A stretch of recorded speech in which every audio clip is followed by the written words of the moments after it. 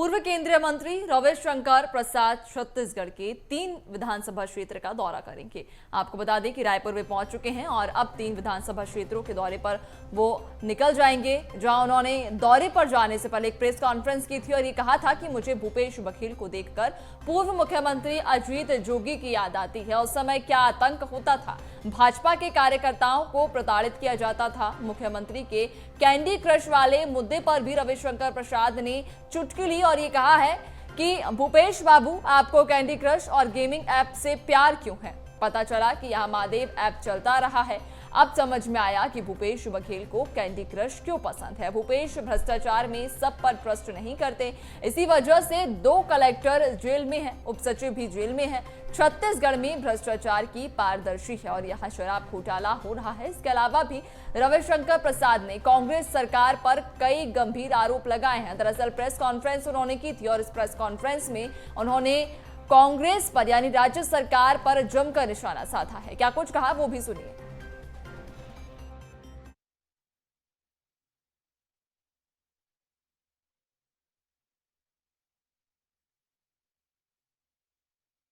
भूपेश बाबू, जो हाल अजीत जोगी जी का हुआ वही हाल आपका होने वाला है, क्योंकि आपकी भी फिटिंग, सेटिंग, कटिंग बहुत कुछ उन्हीं के ढर्रे पर चलती है, कि I am the master of all, I survey. जो प्रदेश है वो हमारे साथ है, सब कुछ मैं ही सही सोचता हूं। और एक चीज अजीत जोगी से भूपेश जी ने अच्छी सीखी है। अजीत जोगी जी भी दिल्ली को फिट रखते थे अपनी पार्टी में, और यहां तो एटीएम ही खुला हुआ है, क्या कहने हैं। भूपेश बाबू, आपको गेमिंग ऐप से इतना प्यार क्यों है? जब इस मामले की मैं तहकीकात कर रहा था तो मुझे महादेव ऐप की कहानी बताई गई और इसीलिए मैंने कहा कि छत्तीसगढ़ से मुझे प्यार है। तो जब मैंने महादेव ऐप के बारे में सुना, कहा कि भिलाई का एक नौजवान 200 करोड़ खर्चा कर रहा है दुबई में अपनी शादी में, ये तो कमाल की चीज है भाई साहब।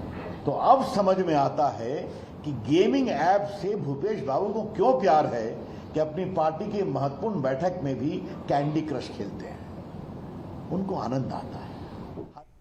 और ज्यादा जानकारी ले लेंगे, संवाददाता शिखर हमारे साथ जुड़ चुके हैं रायपुर से। शिखर, पूर्व केंद्रीय मंत्री रविशंकर प्रसाद ने प्रेस कॉन्फ्रेंस की और इस प्रेस कॉन्फ्रेंस में उनका सिर्फ एक ही मुद्दा रहा। इस पूरी प्रेस कॉन्फ्रेंस की अगर हम सारांश निकालें तो उन्होंने सिर्फ सीएम भूपेश बघेल को टारगेट करते हुए अपनी प्रेस कॉन्फ्रेंस की थी, कई गंभीर आरोप राज्य सरकार पर लगाए।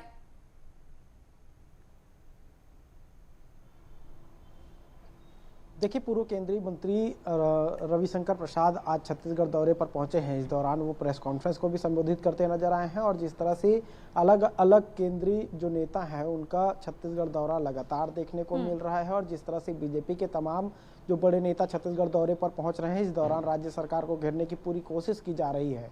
इसी के तहत आज रविशंकर प्रसाद जो है छत्तीसगढ़ दौरे पर पहुंचे थे। प्रेस कॉन्फ्रेंस का आयोजन किया गया था। प्रेस कॉन्फ्रेंस के माध्यम से छत्तीसगढ़ सरकार, कांग्रेस सरकार को घेरने की पूरी कोशिश रविशंकर प्रसाद करते हुए नजर आए हैं, क्योंकि चुनाव नजदीक है और चुनाव नजदीक होने की वजह से कांग्रेस पर लगातार बीजेपी हमलावर भी है। जिस तरह के मुद्दे रविशंकर प्रसाद उठाते हुए नजर आए हैं, महादेव सट्टा ऐप का जिक्र उन्होंने किया है, इसके अलावा गौठान समेत उन तमाम मुद्दों का जिक्र उन्होंने वो करते नजर आए हैं, क्योंकि जिस तरह से बीजेपी अलग अलग मुद्दों को लेकर राज्य सरकार को घेरने की पूरी कोशिश करती नजर आई है और उसी के तहत आज जिस तरह से रविशंकर प्रसाद छत्तीसगढ़ दौरे पर पहुंचे हैं, उस दौरान भी कई अलग अलग मुद्दों को लेकर वो कांग्रेस की सरकार को घेरते हुए नजर आए हैं। बीते दिनों जिस तरह से मुख्यमंत्री भूपेश बघेल का वीडियो सामने आया था जिसमें वो कैंडी क्रश खेलते हुए नजर आ रहे थे, उसको लेकर भी रविशंकर प्रसाद ने तंज कसा है। वो साफ तौर पे कह रहे हैं कि जिस तरह से छत्तीसगढ़ में महादेव सट्टा ऐप जो चल रहा था उसको लेकर भी तंज कसते हुए नजर आए हैं कि आखिर गैम्बलिंग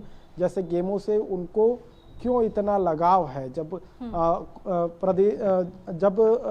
संगठन की महत्वपूर्ण बैठक होती है उस दौरान भी वो गेम खेलते हुए नजर आते हैं। इस तरह की बयानबाजी जो है रविशंकर प्रसाद करते हुए नजर आए हैं। इसके साथ ही अगर बात की जाए तो 2023 विधानसभा चुनाव में एक बार फिर राम की एंट्री होती नजर आ रही है। रविशंकर प्रसाद इस बार राम के मुद्दे पर भी राज्य सरकार को घेरते हुए नजर आए हैं, क्योंकि जिस तरह की बयानबाजियां लगातार देखने को मिली है तो ये साफ तौर पे कहा जा सकता है कि 2023 विधानसभा चुनाव को देखते हुए रविशंकर प्रसाद छत्तीसगढ़ सरकार के साथ ही कांग्रेस को घेरते हुए नजर आए हैं। जी बिल्कुल शिखर, एक तरफ जहां कांग्रेस सरकार को घेरते हुए तो नजर आए रविशंकर प्रसाद, लेकिन उनका ये दौरा इसलिए अहम है क्योंकि 3 विधानसभा क्षेत्रों का वो दौरा करने वाले हैं और ये 3 वो विधानसभा है जिसमें अगर हम बात करें धरसीवां की और आरंग की, तो यहाँ पर बीजेपी अपने प्रत्याशियों के नाम का ऐलान कर चुकी है और यहां से नए उम्मीदवारों को, नए चेहरों को टिकट दी गई है। और जब से टिकट दी गई है, चाहे अनुज शर्मा हो, चाहे आरंग से नए प्रत्याशी बनाए गए हो, घोर विरोध देखा जा रहा है।